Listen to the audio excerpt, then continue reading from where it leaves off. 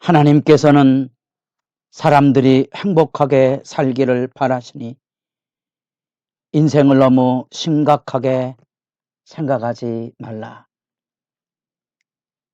새벽을 깨우는 거룩한 기도자 여러분, 생명의 양식에 부유함에 서서 하나님의 지혜를 구하며 그 은혜를 따라 기쁜 하루를 열어가는 일에 근실한 죄 자녀들이기를 소망합니다. 오늘 우리가 읽어갈 말씀은 전도서 5장 9절에서 20절까지의 말씀으로서 우리는 이 단락 안에서 세상의 다양한 사회 현실 안에 어떻게 그 피할 길을 찾아가는가, 우리가 걸어가는 삶의 고난 앞에, 성공과 실패 앞에, 심지어 예배와 하나님을 향한 종교 생활의 모습, 우리가 어제 살펴본 5장 1절로부터 7절까지 하나님의 집에 들어갈 때 내 발을 금하고 하나님 앞에 함부로 입을 열지 말아라. 우리가 원하는 대로, 우리 생각대로 섣부른 기도와 염려와 안달로 하나님께서 움직여 가시는 거대한 영원한 세계를 우리가 다 파악해낼 수 있다고 생각하는 것은 어리석다는 거죠. 우리는 지금 솔로몬의 전도서를 읽고 있습니다. 왜 이 이야기를 남겼고 하나님은 이 늙은 솔로몬을 통하여, 그의 고백을 통하여 우리에게 어떤 생각을 일깨워 주고 있는가? 솔로몬의 노년의 삶에 그가 하나님 앞에서 누렸던 그 지혜를 통하여 거대한 제국을 이루었지만 결국은 자기가 만들어 놓은 이 정치 종교의 구조에 그도 벗어나지 못하는 한계를 드러내고 하나님 앞에 무너져가는 초라한 몰골들을 생각해 보시면 전도서가 아프게 느껴지게 될 것입니다. 그것은 우리가 이 세상을 살아가며 생각보다 이런 진지한 묵상, 전도서가 가지고 있는 현실에 대한 자기 반성과 냉철한 이해, 섣부른 아멘 신앙이 우리에게 스스로의 신념에 떨어지게 함으로써 오히려 율법적인 사고에 가득 차서 남의 믿음 없음을 섣부르게 비난하고 그것으로 인하여 분쟁과 다툼을 일삼는 인생 말로 신앙의 수치의 모습을 한번 투영해 볼 수 있어야 되지 않을까요? 믿음의 진실이 어디 있습니까?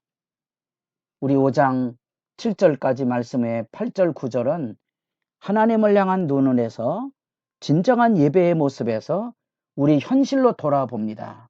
8절에 너는 어느 지방에서든지 빈민을 학대하는 것과 정의와 공의를 짓밟는 것을 볼지라도 그것을 이상히 여기지 말라. 이 세상의 현실이에요. 어쩌면 세상의 현실에 이 억압과 압제가 이루어지는 그 현실, 그래서 사람들이 그 현실 앞에서 자기를 지키기 위해서 재물 숭배에 떨어질 수밖에 없고 그것 때문에 쾌락에 찌들려서 살아갈 수밖에 없는 그 강팍한 무너진 상처난 심령의 모습들을 우리가 볼 수 있어야 여기 지금 전도사가 말하고는 허무란 말을 이해할 수 있는 겁니다. 그 헛됨이란 그 말 속에는 우리가 세상을 살아가며 우리의 욕망이 제대로 이루어지지 않아서 우리가 입에 달고 살고 있는 이 불평과 비난과 미움과 증오, 이런 것들이 바로 우리의 삶을 무너뜨리는 것이라는 것을 우리에게 고발해 주고 있는 거지요. 여러분, 허무에 굴복하지 마십시오. 그 비난과 저주와 불평에서 벗어나지 못할 겁니다.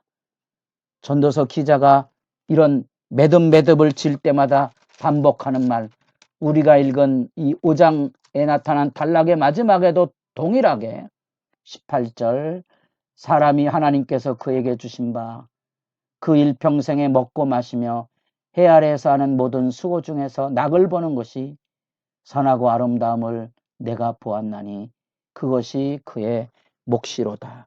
무슨 의미인지는 알겠습니까? 여러분, 허무에 굴복하고 불평과 비난에 떨어지게 되면 삶의 건강한 기쁨과 자유, 행복을 손 놓아 버리는 겁니다. 다 귀찮은 거야. 의미 없는 거야. 쓸데없는 것처럼 느껴집니다. 소중하지 않습니다. 여러분, 사랑하는 사람과 아침에 일어나서 행복하게 요리해서 즐거움으로 식사하는 그 즐거움을 언제 어디서 잃어버렸습니까? 그 힘듭니까? 어렵습니까? 우리가 교회 일 동일하게 여러분 주님의 일 하는 일이 얼마나 아름다운 거예요. 교사든지 찬양하든지 기도자든지 전도자든지 왜 교회 안에서 쓴소리하고 비난하고 다투고 싸웁니까? 그게 부부간이나 가족간의 상처와 뭐가 다릅니까? 그게 바로 허무에 굴복한 삶의 모습이고 솔로몬의 노년에 그의 입을 통하여 토설돼 나오는 아픈 이야기입니다. 이 우리 인생에 살아가며 이 헛된 몸부림, 이 사회 현실에 대한 절망과 상처와 허무, 모순, 불의 이런 것으로 인하여서 우리가 무너져 버린 거죠. 그래서 무너져 버리지 아니하도록 이게 분복이란 말을 하고 있습니다. 하나님께서 각자에게 주신 하늘의 행복입니다. 그 작은 즐거움, 먹고 마시는 것, 아내와 더불어 행복하게 살아가는 것, 그 소소한 작은 즐거움들을 만들어가는 것이 건강하고 지혜로운 겁니다. 바로 그 지혜가 있어야 마지막 날 하나님의 심판을 기다리며 때로는 견디기 어려운 고난과 시련의 삶의 상황을 견뎌낼 수 있는 거죠. 그래서 이 10절, 11절에 돈 숭배에 대한 모습을 나오면서 그 역설적인 이야기를 들려줍니다. 12절에 노동자는 먹는 것이 많든지 적든지 잠을 달게 자거니와 부자는 그 부유함 때문에 자지 못하느니라. 역설의 얘기죠. 부자들이 잠 잘 자겠죠. 가난한 사람이 잘 자겠습니까? 그러나 반드시 그런 것만 아니죠. 서양의 유명한 격언 그대로 새벽에 일어나서 우유를 배달하는 사람과 우유를 집에서 받아 먹는 사람 누가 건강하겠다고요? 그런 거죠. 생각해 보는 거거든요. 우리에게 주어진 고난이 그렇게 아픈 것만은 아니거든요. 짊어지고 갈 필요성이 있다는 사실입니다. 더구나 13절부터 큰 패단, 악의 지배가 있다는 사실입니다. 고통스러운 재앙의 불행의 실제가 그곳에 있다는 겁니다. 그건 뭔고하니 재물이 재난을 당할 때 없어지는 거죠. 고통스러운 아픔 아닙니까? 우리가 욥기를 읽을 때 만나는 황망함, 어떻게 그럴 수 있을까? 그렇죠. 우리도 우리들의 삶 속에 끊임없는 황망함에 떨어지지 않습니까? 애써 잡으려고 해도 이루지 못하는 절망. 17절은 굉장히 아픈 얘기입니다. 일평생을 어두운 데에서 먹으며 많은 근심과 질병과 분노가 그에게 있느니라. 여러분, 그러합니까? 그게 바로 허무에 굴복하는 겁니다. 헛됨에 무너진 거지요. 우리가 삶의 헛됨을 이겨내지 못하였기 때문에 작은 즐거움들을 설레는 마음을 가지고 살아가는 하나님이 주신 분복마저도 누리지 못한다는 겁니다. 하나님 앞에 건강한 노동의 가치와 감사, 그야말로 까르페디엠 현재를 즐기는 여유는 그 밑바탕에 전도서 기자가 말하는 모든 것이 헛될 수 있다는 사실, 심지어 메멘토 모리, 죽음이 독과 같이 올 수도 있다. 자주 얘기했습니다. 천상병 시인의 우리 인생의 소풍 마치는 날 아름다웠노라고 말할 수 있는 사람, 그의 일생을 돌아보면 그게 그냥 단순한 식구가 아닙니다. 처절한 시대의 비극을 끌어안고 버려진 존재, 쓰레기로 전락할 수밖에 없었던 운명을 살았던 비참한 인생 안에 그는 장미꽃을 피워낼 수 있었던 거지요. 여러분, 불의와 모성과 갈등 앞에 여러분들 어떤 모습을 가지고 살아가고 있습니까?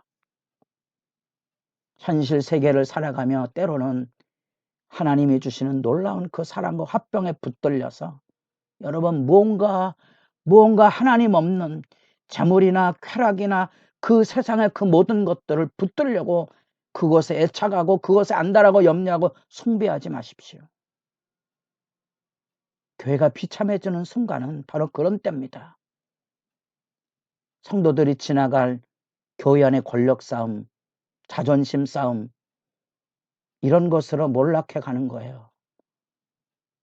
가슴이 막 애리 옵니다. 주님 만나러 가는 교회에서 주님 없는 상처기를 남기고 사는 삶의 그 비참함, 목사의 눈에 눈물 쏟아지게 하는 현실이 바로 그런 거 아니겠습니까? 여러분, 행복한 예수를 믿으십시오. 불평과 염려와 비난에서 빨리 일어나십시오. 끊임없는 욕망과 그 추구들이 얼마나 헛되다는 것을 여러분 겸허히 받아들이시고 하나님께로 돌아가서 진정한 자유와 행복과 감사와 섬김의 하루 한 시간을 만들어가는 일에 지혜로운 성도들이 될 수 있기를 바랍니다.